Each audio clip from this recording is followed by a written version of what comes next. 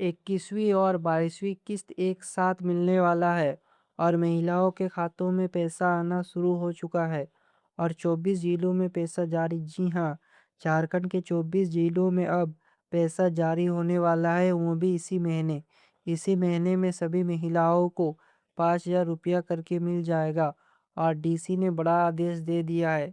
लेकिन इससे पहले सरकार ने बड़ा आदेश जारी किया है कि सभी महिलाओं को भौतिक सत्यापन कराना है। अगर आप भौतिक सत्यापन नहीं कराते हैं तो ऐसे स्थिति में आपको पैसा नहीं मिलेगा। तो देखिए, सबसे पहले और सबसे बड़ी खबर को समझिए। मुख्यमंत्री मैया सम्मान योजना और पेंशन योजना के लाभार्थियों के लिए झारखंड सरकार की तरफ से बहुत बड़ा अपडेट जारी किया गया है। अब सरकार ने 24 जिलों के लिए करोड़ों रुपए जारी कर दिया है। जी हाँ, झारखंड के 24 जिलों के लिए पैसा जारी कर दिया गया है। मतलब पैसा राज्य स्तर से जिलों तक भेजा जा चुका है। मतलब राज्य ने जिलों को पैसा भेज दिया है। अब अगला स्टेप लाभार्थियों के बैंक खातों में पैसा ट्रांसफर करना होगा। सरकार ने तो जिलों में पैसा भेज दिया है। अब अगला स्टेप होगा कि जिला में जो पैसा है वो लाभार्थियों के खातों में डालना है। बहुत सारे लोग लगातार कमेंट कर रहे थे कि सर पैसा कब आएगा, अप्रैल वाला पैसा रुका हुआ है, मई का पैसा मिलेगा या फिर नहीं, पैसा एक साथ आएगा क्या? तो मैं आपको आज पूरा क्लियर अपडेट देने वाला हूँ।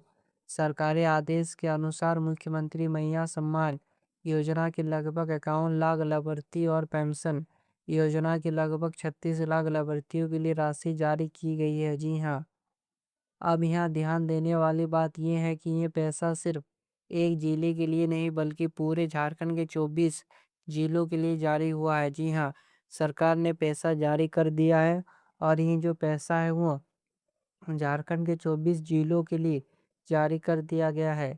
जिस जिले में जितना ज़्यादा लाभार्थी है वह उतना पैसा भेजा गया है। झारखंड के जिस जिले में सबसे ज़्यादा लाभार्थी है वहाँ पर सबसे ज़्यादा पैसा भेजा गया है। जैसे गिरिडीह, रांची, पूर्वी सिंहभूम जैसे जिलों को सबसे ज़्यादा राशि मिली है।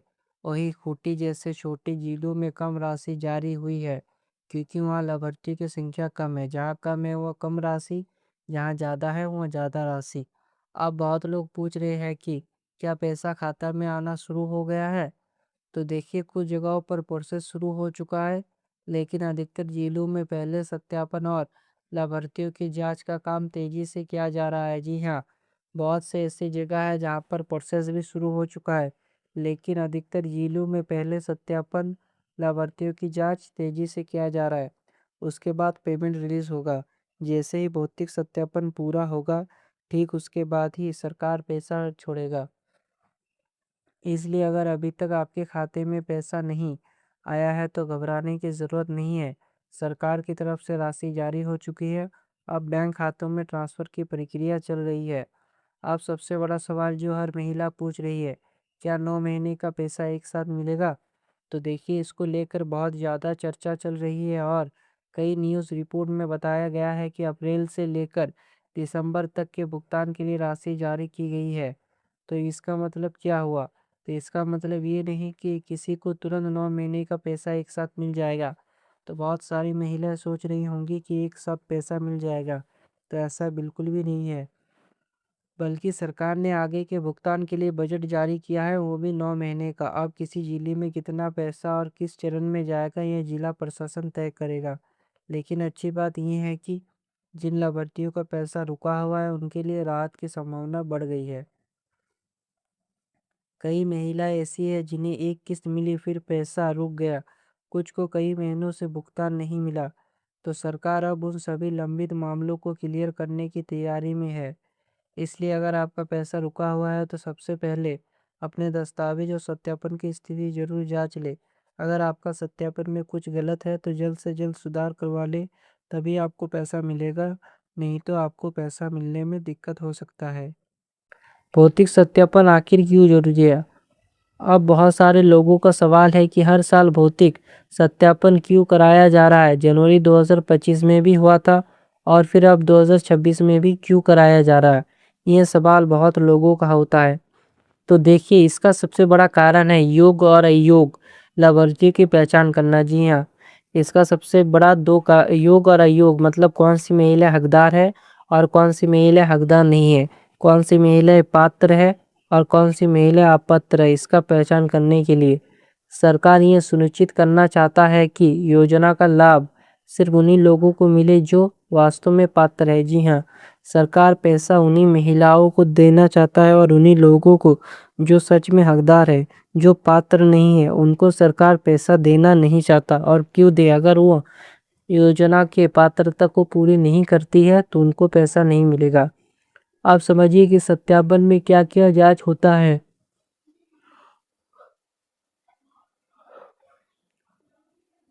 तो सबसे पहले ये देखा जाता है कि लाभार्थी अभी भी योजना के लिए पात्र है या नहीं। जी हाँ, सबसे पहले आपका यही देखा जाएगा कि आप योजना के लिए पात्र है या फिर नहीं।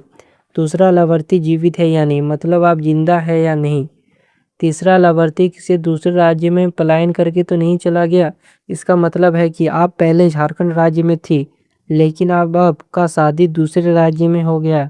तो अगर आप झारखंड से बिहार चले जाते हैं, यानी पलायन कर लेते हैं, तो ऐसे स्थिति में भी आप इस योजना के पात्र नहीं मानी जाएगी और आपका नाम काट दिया जाएगा।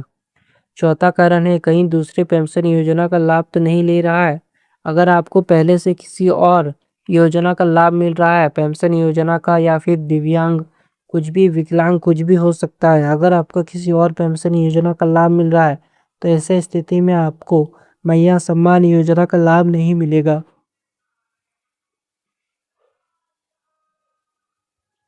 पांचवा, राशन कार्ड चालू है या बंद हो चुका है। जी हाँ, इसमें राशन कार्ड भी बहुत ही ज़्यादा इम्पोर्टेंट है। अगर आपका राशन कार्ड बंद रहेगा तो ऐसे स्थिति में भी आपको पैसा नहीं मिलेगा। तो आपको हमेशा राशन कार्ड चालू रखना है, तभी आपको पैसा मिलेगा, नहीं तो नहीं मिलेगा। इसी के साथ साथ डुप्लीकेट आवेदन की भी जांच की जाती है। कई बार एक ही व्यक्ति अलग अलग तरीके से आवेदन कर देता है, ऐसे मामलों में नाम हटाया जा सकता है। ये भी देखा गया है कि लोग डुप्लीकेट आवेदन करते हैं, अलग अलग तरीके से आवेदन कर देते हैं, तो ऐसे मामले में भी नाम हटाया जा सकता है। अब यही कारण है कि सरकार हर साल भौतिक सत्यापन कराती है ताकि गलत लाभार्थियों को हटाया जा सके और सही लोगों को लाभ मिलता रहे। सरकार इसीलिए भौतिक सत्यापन हर साल कराता है ताकि जो हकदार हैं उनको पैसा मिले और जो अपात्र है, जो अयोग्य है, उनको पैसा ना मिले। कौन कौन से दस्तावेज लगेंगे, अब सबसे ज़रूरी जानकारी। यदि आप मैया सम्मान योजना या पेंशन योजना के लाभार्थी है तो सत्यापन कराने जाते हैं तो समय कौन कौन से दस्तावेज साथ ले जाना है। तो सबसे पहले आपको सत्यापन करवाने के लिए आधार कार्ड चाहिए, दूसरा राशन कार्ड भी चाहिए, तीसरा बैंक पासबुक, मोबाइल नंबर चालू होना चाहिए, पांचवा आवेदन रसीद या योजना से संबंधित कोई दस्तावेज होना चाहिए। इसके अलावा कुछ जगह पर वोटर आईडी भी मांगा जा रहा है, इसलिए उसे भी तैयार रखें, वो भी मांगा जा सकता है। अब यहाँ सबसे ज़रूरी बात, आपका बैंक खाता आधार से लिंक होना चाहिए, क्योंकि सरकार पूरा भुगतान डीवीडी के माध्यम से होगा। अगर आपका डीवीडी चालू नहीं रहेगा तो कैसा मिलने में दिक्कत होगा, इसलिए आपका जो आधार लिंक हो वो होना चाहिए और डीवीडी चालू रहना चाहिए। यदि आधार लिंक नहीं रहेगा तो पैसा अटक सकता है।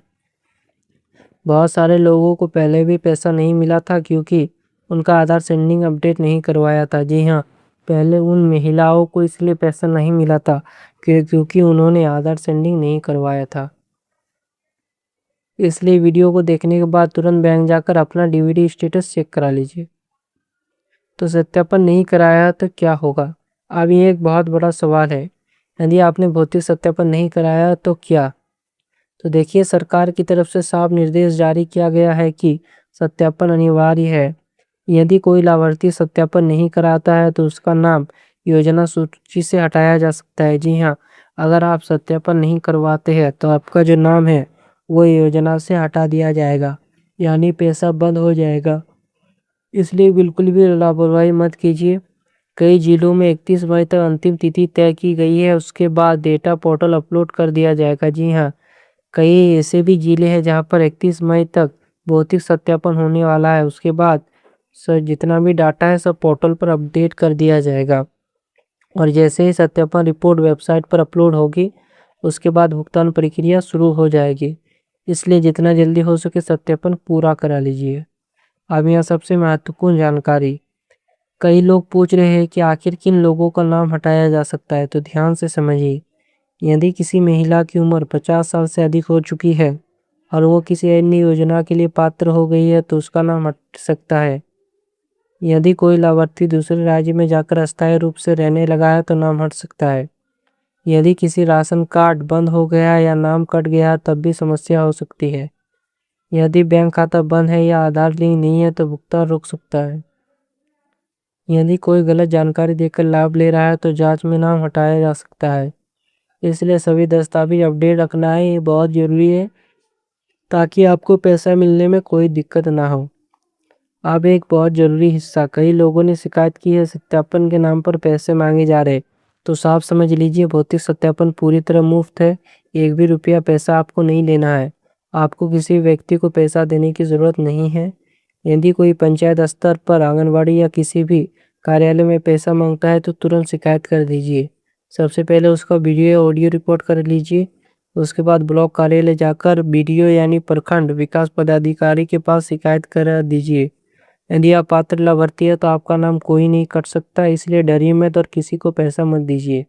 तो पैसा कब तक आ सकता है? तो अब सबसे बड़ा सवाल, पैसा कब आएगा? तो देखिए, इसकी कोई एक निश्चित तारीख अभी सभी जिलों के लिए जारी नहीं हुई है। लेकिन क्योंकि राशि जिलों में भेजी जा चुकी है और सत्यापन तेजी से हो रहा है, इसलिए संभावना है कि जल्द चरणबद्ध तरीके से भुगतान शुरू हो। कुछ जिलों में पहले पेमेंट आ सकता है, तो कुछ जिलों में थोड़ा समय लग सकता है। इसलिए लगातार बैंक खाता और मोबाइल मैसेज चेक करते रहे। तो किन लोगों को पैसा रुक सकता है? तो अब ध्यान से सुनिए। अगर किसी लाभार्थी का आधार लिंक नहीं है, तो पैसा रुकेगा। खाता बंद है, तो पैसा नहीं मिलेगा। दस्तावेज गलत है, तो पैसा नहीं मिलेगा। डुप्लीकेट आवेदन है, तो पैसा नहीं मिलेगा। सत्यापन में गड़बड़ी मिली, तो पैसा नहीं मिलेगा। तो उनका भुगतान रुक सकता है। इसलिए समय रहते अपने दस्तावेज जांच ले। अब सबसे ज़रूरी बात यह है कि घबराना नहीं है, अफवाहों से दूर रहना है, किसी को पैसा नहीं देना, सिर्फ सरकारी सूचना पर भरोसा करना है। अगर आप पात्र हैं, तो योजना का लाभ मिलता रहेगा। और हाँ, अपने गांव, पंचायत और जिले की अपडेट लगातार लेते रहिए, क्योंकि हर जिले में प्रक्रिया अलग गति से चल रहा है। अगर आपके इलाके में सत्यापन शुरू हो चुका है, तो सही जानकारी लेकर फॉर्म भरें। और अगर अभी तक सूचना नहीं मिली है, तो इंतज़ार करें। खुद से कहीं जाकर पैसा खर्च कराने की ज़रूरत नहीं है। तो ऐसे ही सरकारी योजनाओं की सही और सटीक अपडेट पाने के लिए स्मार्ट योजना को सब्सक्राइब कर ले और वीडियो को ज़्यादा से ज़्यादा शेयर करें, ताकि बाकी महिलाओं को भी इस योजना का लाभ मिल सके। तो जल्द ही मिलते हैं और एक नई वीडियो के साथ। तब तक के लिए जय हिंद।